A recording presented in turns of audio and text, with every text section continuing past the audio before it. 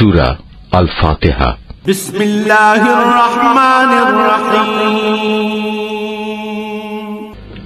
রহমান রহিম আল্লাহ তাআলার নামে শুরু করছি।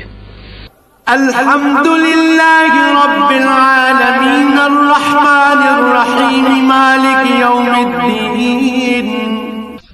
সমস্ত প্রশংসা আল্লাহ তাআলার জন্য। তিনি সৃষ্টিকুলের মালিক, তিনি পরম দয়ালু, অতি মেহেরবান, তিনি বিচার দিনের মালিক। ইয়াকা না'বুদু ওয়া ইয়াকা নাস্তাঈন। হে মালিক, আমরা তোমারই বন্দেগী করি এবং তোমারই সাহায্য চাই। ইহদিনাস সিরাতাল মুস্তাকিম সিরাতাল্লাযীনা আন'আমতা আলাইহিম গায়রিল মাগদুবি আলাইহিম ওয়ালাদ-দাল্লিন।